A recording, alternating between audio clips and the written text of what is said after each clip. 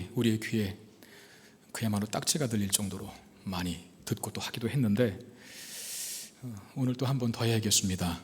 코로나 때문에 우리 사회 전반적인 영역에서 굉장히 큰 우려의 목소리가 많이 커지고 있습니다. 사업과 직장의 영역 굉장히 큰 문제다. 이제 앞으로 남은 기간들이 이전에 겪었던 어려움들보다 더 크게 겪게 될 것이다 라고 하는 우리의 목소리들이 커지고 있죠. 아니나 다를까 소비가 감소하니까, 그렇죠? 물건을 사지 못하고 이런 소비 활동들이 진행되지 못하니까 당연히 사업과 직장이 어려움을 겪을 것입니다. 또 요새는 그 지구촌이라고 해서 이제 다 글로벌 체인으로 연결이 되어 있기 때문에 뭐 물건을 하나 만들어내려고 해도 이게 뭐 우리나라 자체의 모든 기술력으로 그 부품들을 다 조달할 수가 없어요.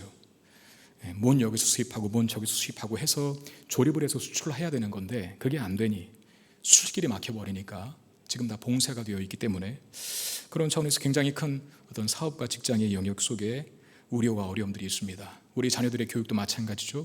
학교를 보내네 마네, 등교를 하네 마네, 지금 뭐 2주마다 한 번씩 여러 가지 대안들을 계속 세우고 있지만 학부형들의 입장에서는 굉장히 답답하게 이 나라와 또 정부가 결정하고 추진하는 바에 대해서 때로는 실망감도 들고 또 답답하기도 하겠지만 저는 한편으로 이해가 가요. 그 교육부가 무슨 죄라고 그때 딱 임기를 맡아서 한 번도 경험해보지 못한 이런 현실 때문에 하나하나 대책을 세워가야 하는데 그게 오죽 어렵겠습니까? 저도 마찬가지고요. 제 입장이 이 입장이니 그 입장을 이해하겠더라고요. 아이들을 학교 보내도 걱정이고 안 보내도 걱정이고 교육의 문제에 지금 차질을 빚고 있죠. 그리고 무엇보다도 전통적인 가치관, 그 변화, 그리고 붕괴, 이것이 참 걱정이 됩니다. 우리가 이해하고 있는 전통적인 가치관 중에는 많은 부분에 있어서 성경적인 가치관들이 참 많거든요. 함께라고 하는 가치관, 공동체라고 하는 가치관, 이런 것들이 사실은 전통적이면서도 굉장히 성경적인 가치관들인데 이 코로나로 인해서 거리두기를 해야 되고 또 비대면으로 해야 되고 만나지 말아야 되고 모이지 말아야 되고 가뜩이나 개인주의 때문에 힘들어하는 시대 속에서 더 개인주의화가 이제는 당연시될까, 오히려 개인주의가 아닌 그 반대가 비난받고 욕을 먹게 되는 시대가 오지는 않을까라고 하는 우려, 그런 것들이 있죠. 여러분, 교회도 우려가 있습니다. 영적인 침체의 문제인데 우리 성도들의 예배가 소홀해지고 교회 공동체를 통해서 얻는 그 교제, 이것이 없으면 사실은 많이 힘들거든요. 여러분, 전장터에서는 내가 알지를 못하고 아무 관계가 없어도 나와 같은 군복을 입고 나와 같은 편에서 싸우는 누군가를 봤을 때 그 한 사람 자체가 힘이 되는 거예요. 교회가 그런 것이거든요. 면밀하게 여러분 각자의 삶을 다 우리 서로가 알 수는 없지만 같은 신앙을 고백하고 같은 하나님을 믿고 섬기고 있다라고 하는, 어떻게 보면 영적 우군들 아닙니까? 영적 우군들. 그런 분들과 함께 만나서 기도하고 말씀을 나누고 교제하는 것들을 통해서 힘을 얻게 되는데 그런 것들을 할 수 없으니까 어쩌면 영적인 침체가 찾아올 수 있는 것, 이건 당연한 일이 아닌가 하는 생각이 듭니다. 무엇보다도 우리 예배가 제발 무너지지 않게 되기를 바랍니다. 현장에서 드리는 예배든 온라인으로 드리는 예배든 있는 곳에서 하나님의 임재와 영광을 인정하고 최선을 다하여 진심 어린 마음으로 드리는 자세가 어느 때보다도 더 절실하게 필요한 시대인 것 같습니다. 오늘 드리는 예배를 통해서 우리 안에 무너진 것들이 다시 한번 견고하게 세워지는 회복의 역사가 충만하게 일어나는 복된 시간 되기를 주의 이름으로 축원드립니다. 우리 한번 인사하겠습니다. 옆 사람에게 주 안에서 사랑하고 축복합니다. 인사하겠습니다. 마스크 쓰고 있지만 눈빛만 봐도 힘이 되지 않아요? 저는 여러분들이 여러분 그 자리에 앉아 계신 것만으로도 굉장히 큰 힘이 됩니다. 정말 주 안에서 사랑하고 축복합니다. 이 어려운 시기들을 잘 극복해내고 견디며 이겨가는 우리 모두가 되기를 바랍니다. 열왕기상 17장 13절부터 우리가 읽었는데 이 13절부터는 이제 다시 성전과 관련된 그런 내용이 기록되어 있습니다. 성전 건축은 이미 6장에서 시작했고 6장에서 완성했어요. 성전의 외벽을 건축하고 성전 실내 그 안을 다 건축했죠. 이제 오늘 본문인 7장 13절부터 마지막 절까지는 성전과 관련된 내용이 다 시작되는데 기둥을 만들고 바다를 만들고 나머지는 성전에서 쓰이는 기물들을 만드는 내용으로 기록이 되어 있습니다. 먼저 기둥이 이 성전의 기둥이 세워지는 내용인데요. 이 기둥은 보통 우리가 기둥하면, 어떤 건물에 기둥하면 그 건물을 지탱하는 힘, 그런 실용적인 용도로 기둥을 생각할 때가 있는데, 이 성전에 만들어진 두 개의 거대한 녹기둥은 전혀 실용적인 의미로서 만들어진 것이 아닙니다. 한번 그림을 보여주실까요? 저게 이제 정확하지는 않겠지만 그래도 성경에 기록된 대로 많이 이렇게 모형으로 그린 그림인데, 참고하여서 저 현관 맨 문 앞에 있는 저 두 기둥, 그게 오늘 본문에 이야기했던 노수로 된 두 기둥을 말합니다. 높이가 5.4m, 둘레가 3.5m 달하는 거대한 기둥입니다. 성전 앞에, 그러니까 입구죠, 그 현관, 홀이라고 되어 있는데, 주랑이라고 그랬지 않습니까? 그 주랑 앞에 저 두 기둥을 세웠는데, 이것은 실용적인 의미가 전혀 없는 기둥이에요. 실용적인 의미가 없는데 세워졌다면 무슨 의미겠습니까? 상징적인 의미가 있는 것이거든요. 어떤 상징적인 의미가 있을까요? 그 이름의 뜻에서 확인할 수 있는데, 오른쪽에 있는 기둥을 야긴이라고 했고 왼쪽에 있는 기둥을 보아스라고 했습니다. 야긴은 그가 세우실 것이다, 이런 뜻이 있어요. 보아스는 그가 능력이 있다라고 하는 뜻입니다. 그래서 야긴과 보아스를 합쳐서 읽으면 그가 능력으로 세우실 것이다 라는 뜻이 돼요. 그는 누굽니까? 하나님의 임재를 상징하는 성전 입구에 저 두 기둥을 세운 것으로 봐, 그는 하나님이시죠. 하나님이 능력으로 세우실 것이다, 그런 뜻입니다. 여러분, 세운다라고 하는 말의 어감이 참 좋지 않습니까? 무너져 있는 자, 위축되어 있는 자, 낙심해 있는 자, 쓰러져 있는 자를 이렇게 세운다. 성경에도 그런 말들이 참 많은데, 우리가 서로 축복하며 또 기도하고 권면할 때에도 그런 말들을 참 많이 써요. 하나님, 이 영혼이 세워지게 되기를 원합니다. 무너진 인생이 다시 한번 회복되기를 원하고 견고하게 세워지기를 원합니다. 그래, 이 말이 참 어감이 좋아요. 쓰러진 곳을 세우고 사람을 세우고 건물을 세우고 서로를 세운다라고 하는 차원에서 그렇습니다. 근데 이것은 반대로 하나님을 잃어버리는 인생은 무너지고 쓰러질 수밖에 없다는 거예요. 하나님을 가까이 하지 않는 인생은 세워지는 인생이 아니라 무너지고 쓰러질 수밖에 없는 인생이라는 것을 또한 역으로 증명합니다. 여러분, 이 시대에 사는 우리들, 얼마나 우리를 무너뜨리는 환경과 상황들이 많이 주어집니까? 밤새 공부했는데 점수가 나오지 않을 때 우리는 무너지죠. 취직을 위해서 몇 년째 준비하고 있는데 계속해서 낙방할 때 우리는 무너집니다. 전에 한번 금융위기가 왔을 때 먹을 것 안 먹고 입을 것 안 입고 그 한두 푼 모아서 은행에 저축을 했는데, 이자가 조금 더 된다고 해서 투자해 놨는데 한 푼도 못 받는 거예요. 다 까먹는 거예요. 아니, 은행이 망할 줄이야 누가 알았겠습니까? 무너지는 거예요. 억장이, 마음이. 치료하느라고 했는데 의사를 만나면 그 소견은 더 안 좋아졌다, 더 악화됐다 라는 말을 들었을 때 이건 우리 정말 허탈을 넘어서 절망감에 사로잡히기도 합니다. 저 같은 목사는 최선을 다해 사역했는데, 물론 그 최선이 하나님의 기준으로서는 정말 부족하고 모자란 것이겠지만 그래도 나름대로 노력했는데 열매가 없을 때 마음이 무너집니다. 요새 우리의 마음이 무너져서 병원 치료를 받는 분들이 얼마나 많습니까? 이 현대인들 가운데. 공황장애도 그 하나고 불안증도 그 하나고 우울증도 그 하나고, 정말 무너지게 만드는 일들을 많이 겪고 있는 이 시대의 현대인들, 그리고 그리스도인들, 그런 우리를 누가 다시 세워주겠습니까? 야긴과 보아스, 하나님이 그 능력으로 우리를 다시 세울 것이다. 이 예배의 시간에 우리가 다시 세워지는 역사, 그 은혜가 있게 되기를 주의 이름으로 축원드립니다. 여러분, 예수님도 성부 하나님의 곁에서 늘 힘을 얻으셨어요. 너무나 바쁜 사역에 놓이셨지 않습니까? 아침 일찍 일어나서 밤늦게 눕는 수고를 반복하신 예수님이셨는데, 아침 일찍 일어나서 밤늦게 눕는 수고, 그 사역이 얼마나 치열했고 또 분주했는지, 그런 와중에 또 많은 사람들의 어떤 대적과 핍박과 공격이 있었죠. 일도 힘든데 누군가가 자꾸 갈군다면 못 참는 거죠. 우리 일반인들 같은 경우에 일도 지금 내 능력 이상으로 시키고 있는데 옆에 동료나 상사가 자꾸 괴롭혀요, 갈고요. 마음이 무너지는 거예요. 그렇지 않습니까? 예수님 열심히 사역하시면서 기적을 베풀어 주시고 복음을 전하셨는데 고라신과 베스데 같은 마을은 전혀 변화되지를 않습니다. 예수님 뭐라고 탄식하셨어요? 피리를 불어도 춤추지 않고 슬피 울어도 가슴을 치지 않는 마을들이라, 이렇게 탄식하셨지 않습니까? 무너지고 낙심하고 절망될 만한 수많은 환경을 예수님께서 맞으셨는데, 그런 예수님께서 공생의 사역을 빈틈없이 부족함 없이 감당하셔요. 무엇 때문입니까? 성부 하나님으로부터 얻게 된 그 힘 때문이 아니겠습니까? 새벽 미명에 일어나 먼저 사역을 시작하기 전에 한적한 곳으로 찾아가시는 예수님 볼 수 있습니다. 하루 일과를 마치고 밤늦게 다시 산에 오르시는 예수님 볼 수 있습니다. 왜 새벽 미명에 일어나 한적한 곳으로 가셨으며 밤늦게 수고하셨는데 얼른 들어가서 쉬시지 산으로 또 올라가셨을까요? 다른 이유 없습니다. 성부 하나님과의 만남, 그 교제를 통해서 얻는 힘 때문에, 그 힘을 가지고 예수님께서 이 땅에서의 공생의 사역을 잘 감당하실 수 있었던 것 아니겠습니까?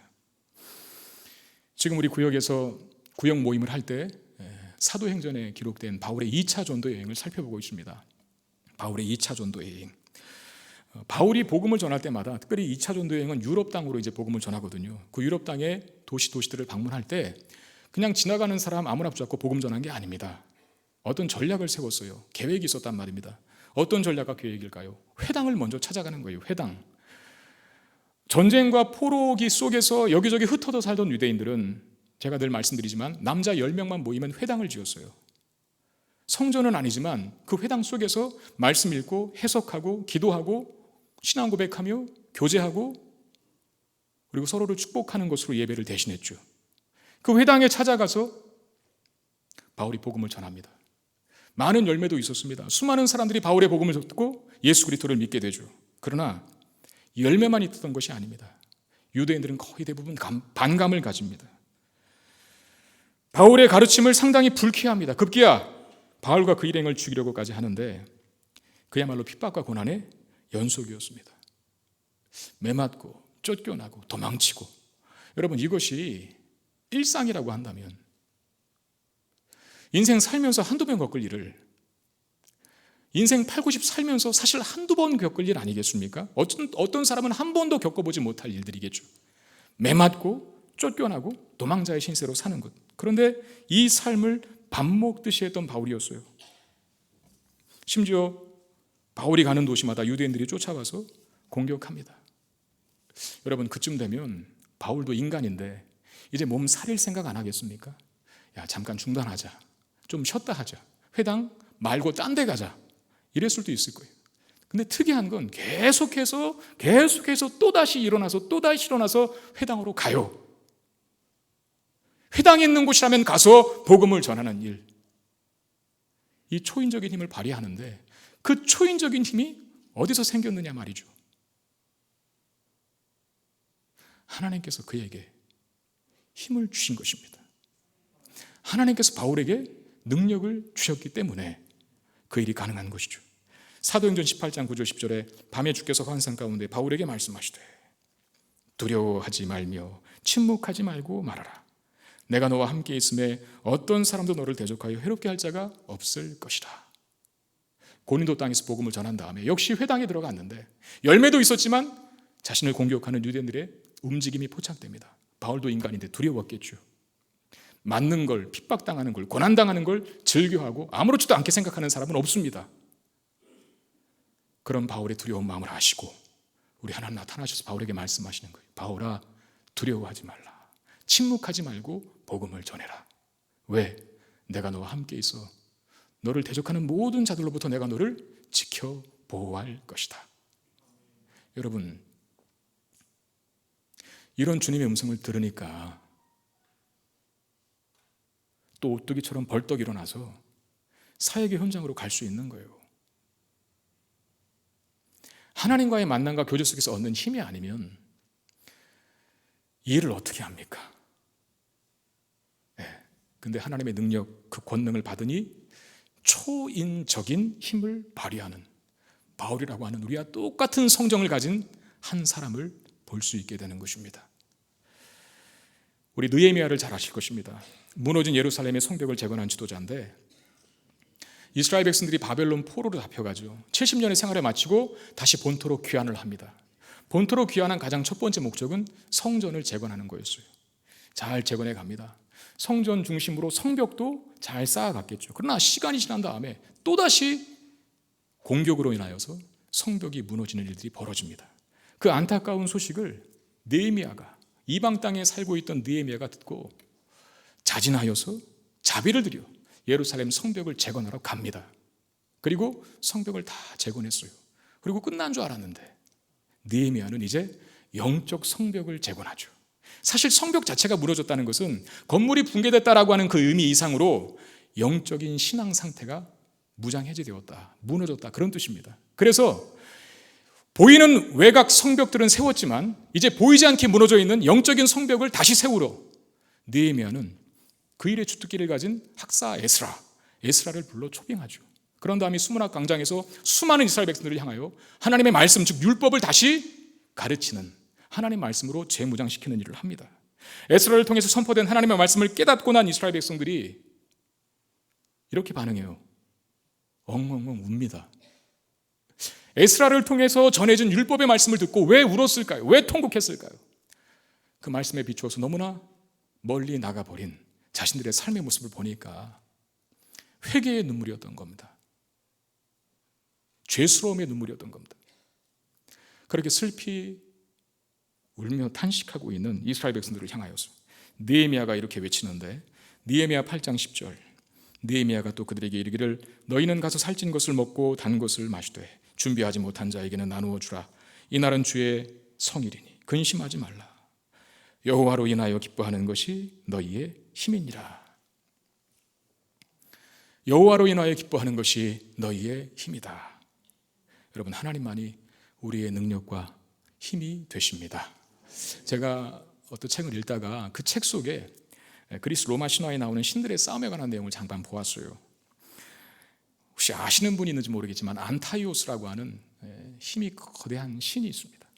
그 안타이오스라고 하는 그 거인이 대지모신, 그 말 뜻을 대충 이해하면 대지모신이 어떤 존재인지 대충 짐작하시겠죠.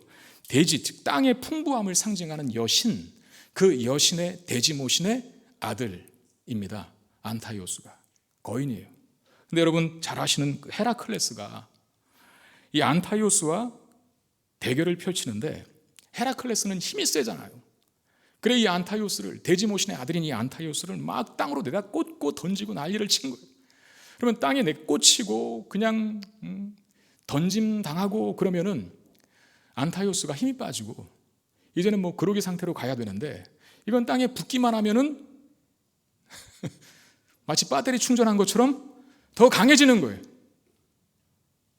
그 헤라클레스가 딱 깨달았죠. 아, 저게 대지모신의 아들이니, 땅의 여신의 아들이니 땅에 내리 꽂힌 동시에 다시 충전되어서 힘을 얻는구나. 그걸 알았어요. 어떻게 할까요? 이제 공격할 때 땅으로 내다 꽂지 아니하고 하늘로 계속 던집니다. 땅에 못 붙게. 제가 이 이야기를 왜 드릴까요? 우리는 반대해야 합니다. 여러분, 땅에만 붙어 살면 죽습니다. 우리가 힘을 얻을 수 있는 유일한 길, 하늘을 바라봐야 될 줄 믿습니다. 하나님께 가까이 있어야죠. 하나님께. 제가 어제 아파트 단지 그 둘레길, 요새는 그 산책길이 잘 조성이 되어 있더라고요. 뛰기도 하고 또 걷기도 하고 운동을 좀 했는데, 들어가는 찰나에 요새는 또 날도 따뜻해졌고 또 해도 길어졌다 보니까 그렇게 운동하고 산책하시는 분들이 참 많아요. 집으로 들어가는 찰나에 어떤 그 강아지 한 마리를 데리고 나온 가족이 있더라고요. 근데 그 강아지가 굉장히 조그만 강아지였습니다. 아주 조그만, 그냥 아주 작은 푸들 같았어요. 어두워서 잘 보지는 못했지만 멀리 있는 저를 보고 죽일 듯 짖는 것입니다. 제가 속으로는 개를 사랑하는 분들이 여기 분명히 앉아 계실 줄 알기 때문에 제가 험한 이야기는 하지 않겠습니다. 제가 속으로는 참 가사로웠죠. 근데 한편 생각해 봤어요. 저 개가 멀리 있는 나, 그리고 지보다 몇 배는 더 큰 나를 보고 왜 저렇게 공격적으로 먼저 왜 자꾸 이렇게 안 좋은 단어들이 생각이 나죠? 선빵 뭐 이런 거요. 이 안 써야 되는데 참 설교는 힘듭니다. 저기 한 번만 쓸게요. 마지막으로. 저 조그만 게 왜 몇 배나 더 큰 나를 보고 선빵을 날리는가 고민해 봤어요. 둘 중에 하나더라고요. 하나는 충성스러운 개일 수 있죠. 나를 저기로 판단하고 적으로 판단하고 자기의 그 주인들을 지키기 위하여서 짓는 거예요. 가까이 오지 마, 접근하지 마 이렇게 하고. 근데 그게 아니라면 다른 하나는 그겁니다. 내 뒤에 내 백이 있다.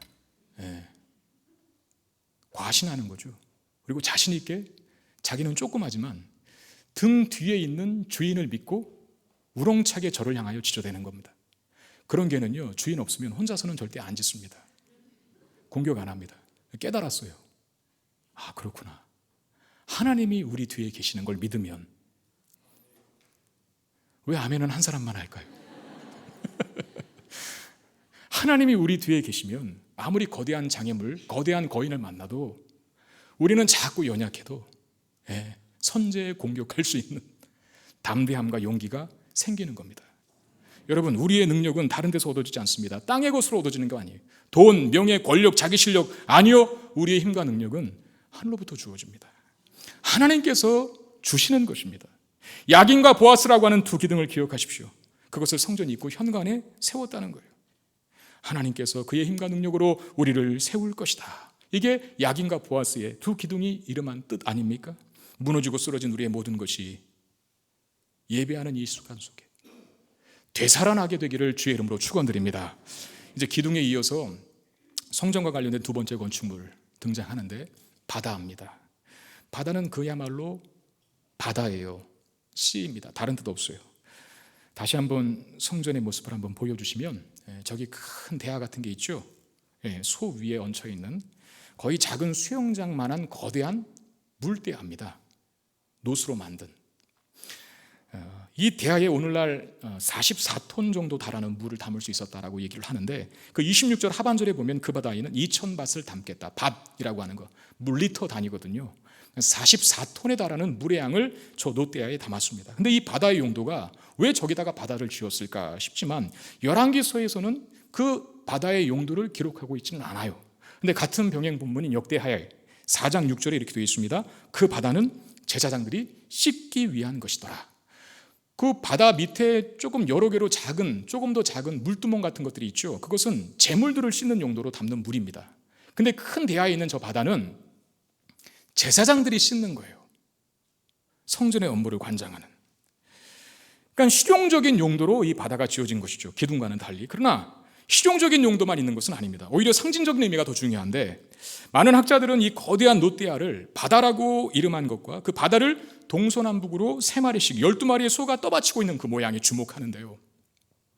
왜 이름을 바다라고 지었을까? 그리고 왜 저 바다 대야를 12마리의 소가 떠받치고 있는가? 이걸 연구하다 보니 이 바다의 용도는 사실 실용적인 것보다는 상징적인 의미가 훨씬 더 중요하겠구나라고 생각을 했어요. 그럼 왜 바다라고 이름을 했을까요? 하나님께서 자신을 창조주로 소개하실 때 자연 만물을 대표하는 이름 중에 하나가 바로 바다입니다. 여러분, 하나님께서 존재하는 이 모든 것들을 자연 만물들을 다 지으시고 창조하셨잖아요. 성경이 창조주 하나님에 대해서 자주 이야기를 합니다. 그러나 창조물, 즉 피조된 그 모든 것들을 다 언급하지는 않아요. 대표적으로 하늘이라든지 땅이라든지 바다, 하늘과 땅과 바다를 지으신 하나님 이렇게 나와요. 그러니까 바다는 하나님이 창조주로서 지으신 피조물 중에 대표격으로 등장하는 명칭입니다. 출애굽기 20장 11절 이는 엿새 동안에 나 여호와가 하늘과 땅과 바다와 그 가운데 모든 것을 만들고 7째 날에 쉬었습니다. 그러므로 나 여호와가 안식일을 복되게 하여 그날을 거룩하게 하였느니라. 하늘과 땅과 바다와 라고 하는 말. 계시록 14장 7절에 그가 큰 음성으로 이르되 하나님을 두려워하며 그에게 큰 영광을 돌리라. 이는 그의 심판의 시간이 이르렀음이니 하늘과 땅과 바다와 물들의 근원을 만드신 이를 경배하라. 자, 하나님께서 무언가를 만드셨다. 피조세계 모든 자연 만물을 만드셨다라고 했을 때 등장하는 세 단어, 하늘과 땅과 바다. 그러니까 바다는 어떻게 보면 이 세상 만물, 피조세계 전체를 대변하는 용어입니다.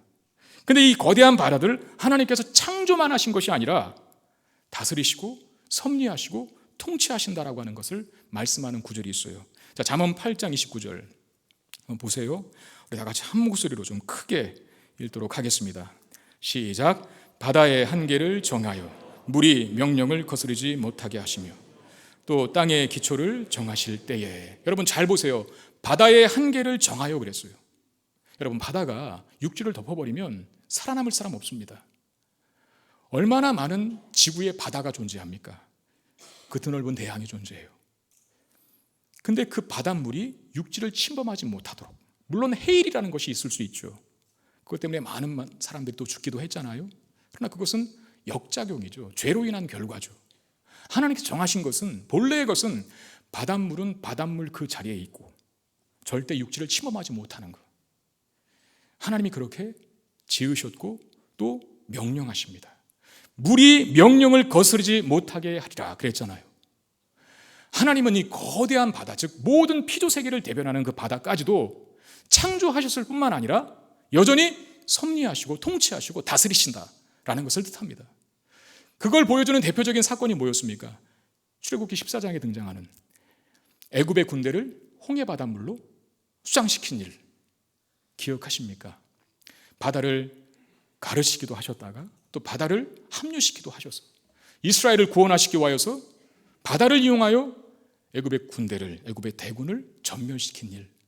그게 바다가 하나님이 창조된 피조물임과 동시에 여전히 그 거대한 바다를 다스리시고 통치하시는, 명령했을 때 그 바다는 들어야 한다는 하나님의 주권, 주인 되심을 보여주고 있는 겁니다. 여러분 성전에 예배하러 오는 이 예배자들이 비록 성전이라고 하는 건물에서 하나님을 예배하지만, 그 하나님의 임재를 경험하지만, 하나님은 그 성전 건물 안에만 머무시는 분은 아니잖아요.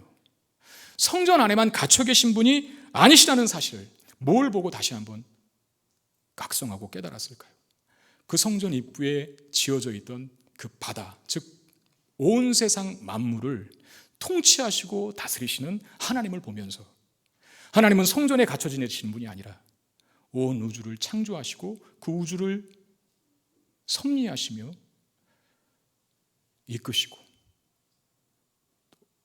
통치하시는 그 광대하고 광활한 하나님이신 것을 기억했을 겁니다. 여러분 하나님은 그저 내 소원 하나 들어주는 마치 도깨비 같은 존재라든가 쥐역 귀신 같은 존재가 아니십니다.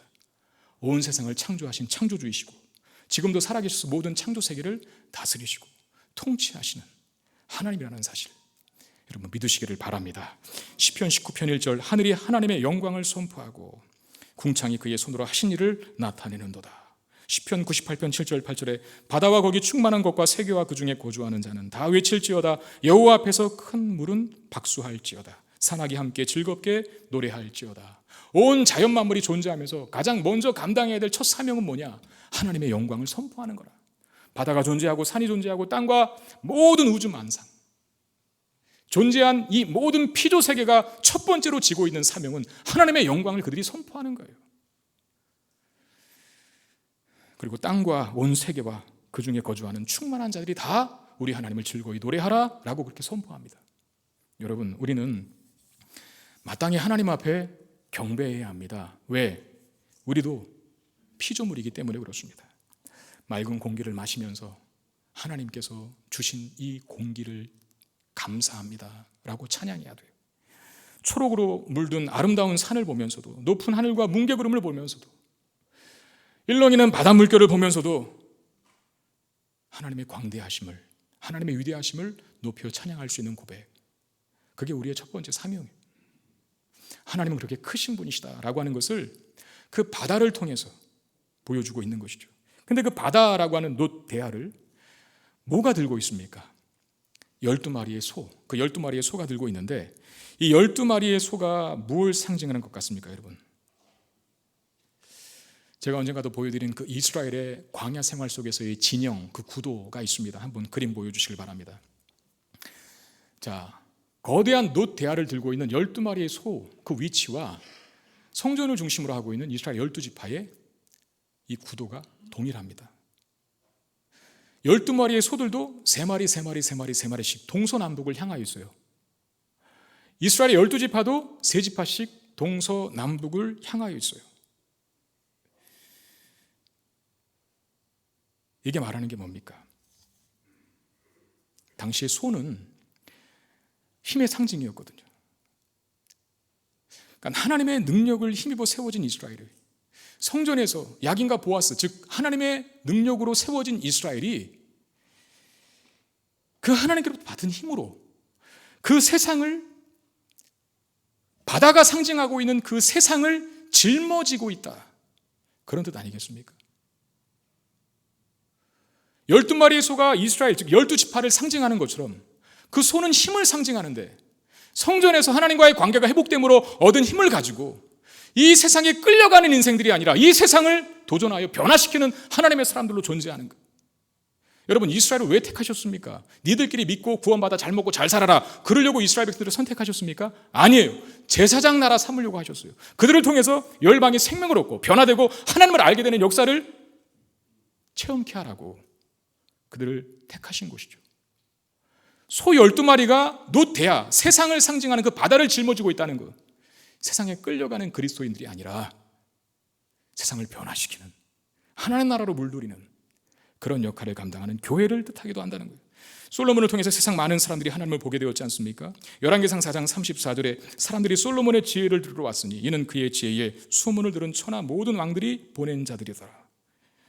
열왕기상 10장 8절 9절에도 복되도다 당신의 사람들이여, 복되도다 당신의 이 신하들이여, 항상 당신 앞에 서서 당신의 지혜를 들음이로다. 당신의 하나님 여호와를 송축할지로다. 지금 이 말은요, 스바 여왕이 솔로몬에게 한 말입니다. 이방인이에요. 이방인이 정확히 당신의 하나님 여호와를 송축할지라 라고 표현하고 있어요. 솔로몬이 초창기 때는 그 역할을 감당했다는 겁니다. 세상에 끌려가지 아니하고 세상을 오히려 변화시키는 하나님의 영광을 나타내는 자로 역할했습니다. 그러나 나중에 솔로몬은 변질이 되죠. 세상에 질질 끌려가는 인생이 되고 맙니다. 여러분, 교회도 동일한 역할을 가지고 있습니다. 우리가 세상에 존재하면서 세상을 위해 해야 할 아주 중요한 일 중에 하나는 세상의 빛과 소금의 역할을 감당하는 겁니다. 세상과는 다른 가치, 이것을 가지고 살아서 구별된 존재로 세상 가운데 드러나는 것이 교회가 이 땅에 존재하는 아주 가장 중요한 사역이며 상임이며 사명이며 임무 중에 하나입니다. 그렇게 살아가는 우리를 통해서 세상의 답을 찾고 또 생명을 얻도록 해야 하는데, 바로 이 모습이 바다를 떠받치고 있는 12마리의 소, 다시 말하면 이스라엘, 더 구체적으로 적용하면 교회, 그 교회가 해야 될 일을 상징적으로 나타내는 것이죠. 요새 그 국회의원들이 이제 21대입니까? 맞나요? 21대 국회 맞죠? 국회가 시작되는 시점에 제가 뉴스를 보기로, 기억하기로 여느 역대 선거 때보다도 그 초선 의원들이 제일 많은 회기라 합니다. 그러니까 300명 의원이면 150명이 넘는 인원이 이제 처음 국회의원이 된 거예요. 그래서 조금 경험이 있는 선배들은, 원로들은 그런 조언을 하겠죠.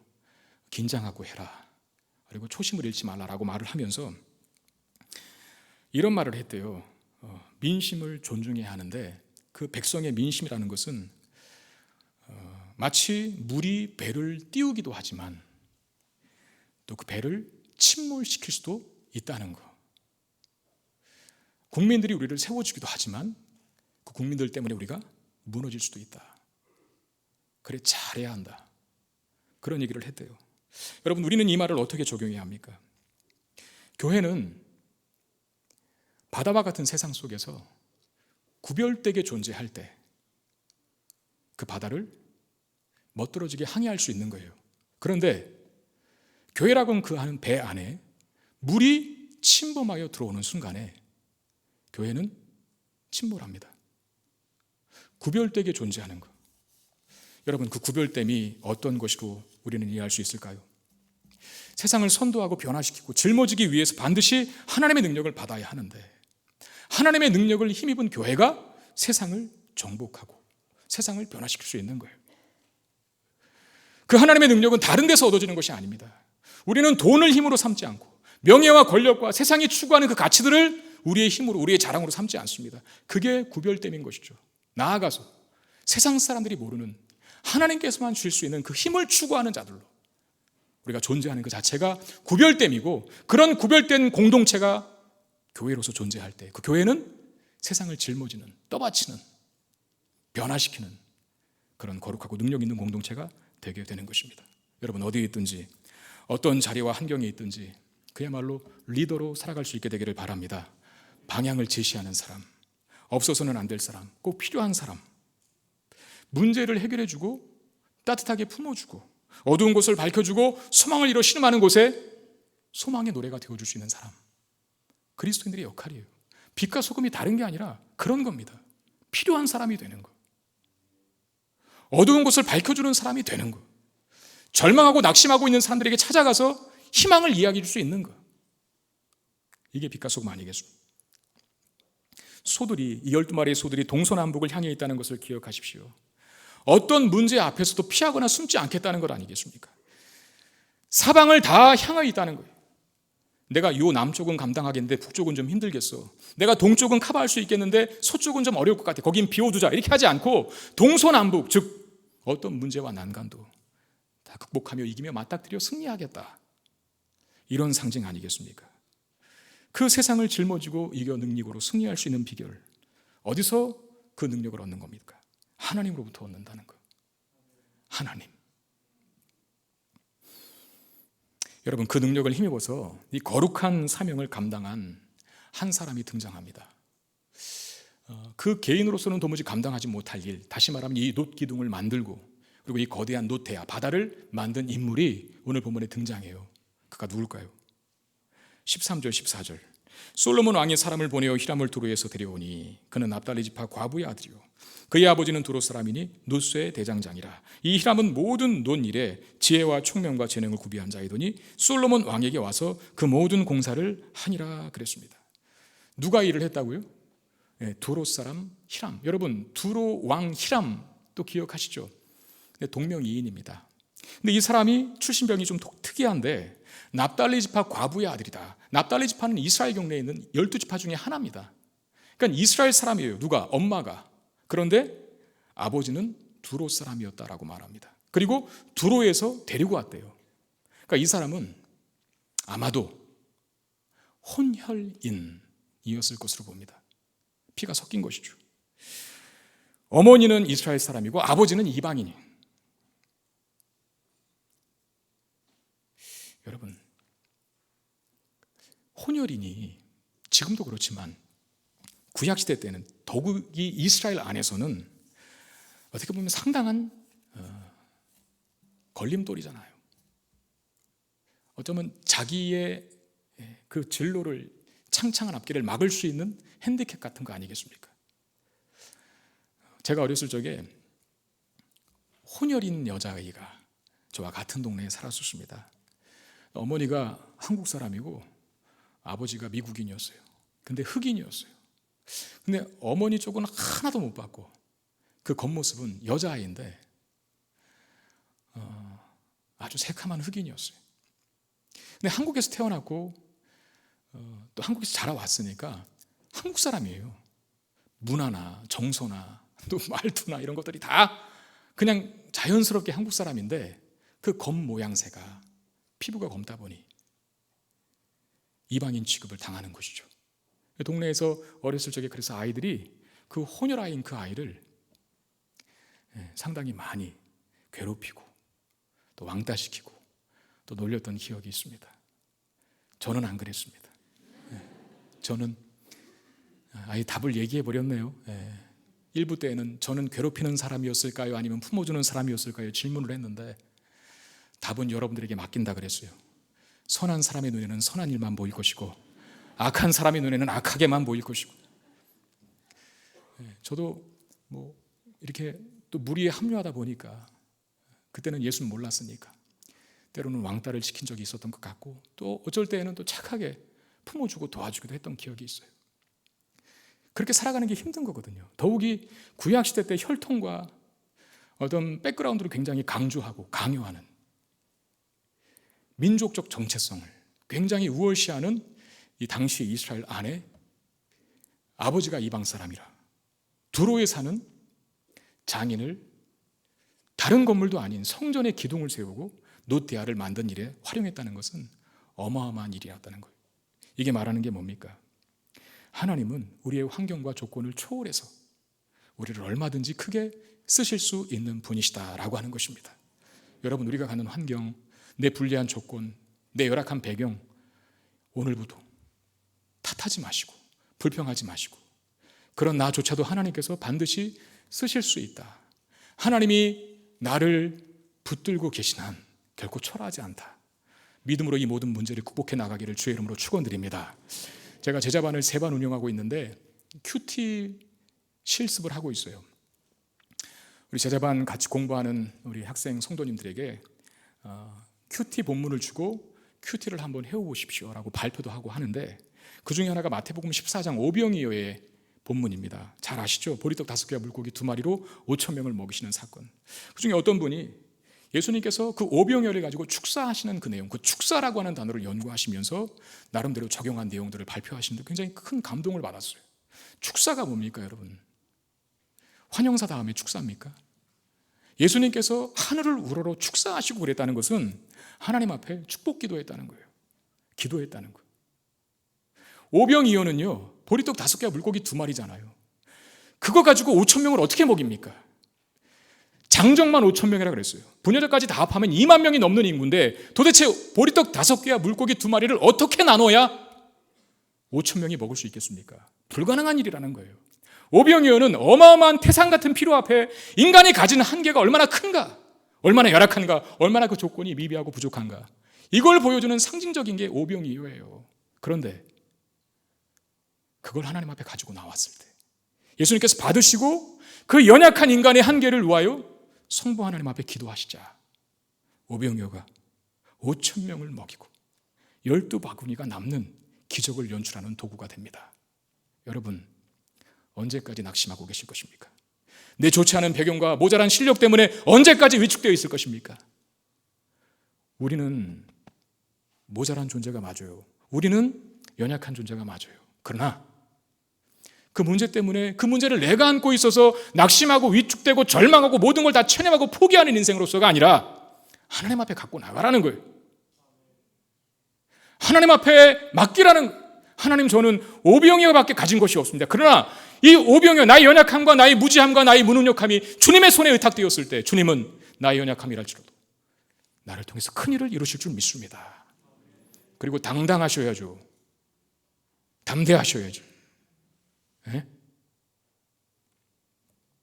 성경 기록이라 잘 실감이 안 나시거든. 저를 보세요. 저 힘이 나실 겁니다. 저는 이 자리에 설 수 있는 인물이 아닙니다.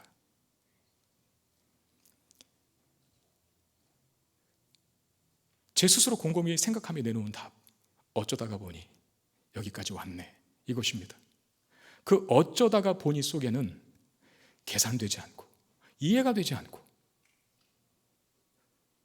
도무지 합리적이지 않은 하나님의 놀라운 역사, 그 은혜가 저에게 부어졌기 때문에 어쩌다 보니 제가 여기까지 오게 된 것입니다.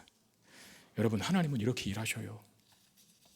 하나님의 손에 우리 인생이 붙들렸을 때 하나님은 놀랍고 위대하고 큰 일을 능히 행하신다는 사실 믿으시기를 바랍니다. 두로 사람 히람을 성전의 기둥을 만들고 롯데아를 만들고 기물들을 만드는 일을 감당하는 자로 세우신 하나님, 그 하나님이 우리들의, 저와 여러분들의 하나님이시기도 합니다. 말씀 맺겠습니다. 오늘 본문에 등장하는 두기등, 그리고 바다 12마리 소들, 두로 사람 히람, 다 성전과 관련되어 등장하는데 공통적인 것은 다 하나님의 능력을 드러내준다는 거예요.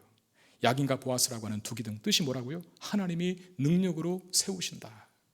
바다는 거대한 피조물, 자연, 그걸 상징하는데 그 거대한 자연인 바다까지도 통치하시고 섭리하시고 명령하실 수 있는 분이 우리 하나님이시라는 거. 그리고 바다를 떠받치고 있는 12마리의 소들, 이스라엘의 12지파를 상징하는 것이고, 하나님의 능력을 힘입으면 세상을 능히 감당할 수 있음을, 떠받칠 수 있음을, 변화시킬 수 있음을 드러내고, 두로 사람 히람, 하나님의 능력을 힘입으면 열악하고 불리한 조건과 환경 속에서도 얼마든지 하나님의 큰 일을 이루는 사람으로 사용될 수 있다는 것. 여러분, 이 모든 것들이 성전에서 성전과 관련되어 등장하고 있다는 겁니다. 성전은 예배하는 곳입니다. 오늘 우리가 예배하기 위해서 이 자리에 모였습니다. 이 예배의 자리에서 야긴과 보아스의 기둥을 세울 수 있게 되기를 바랍니다. 하나님께서 나에게 능력 주심을 경험하는 시간 되기를 바라겠고요. 세상도 짊어질 수 있는 소처럼 어떤 인생의 짐도 시련도 능히 이길 수 있는 힘을 얻게 되기를 바랍니다.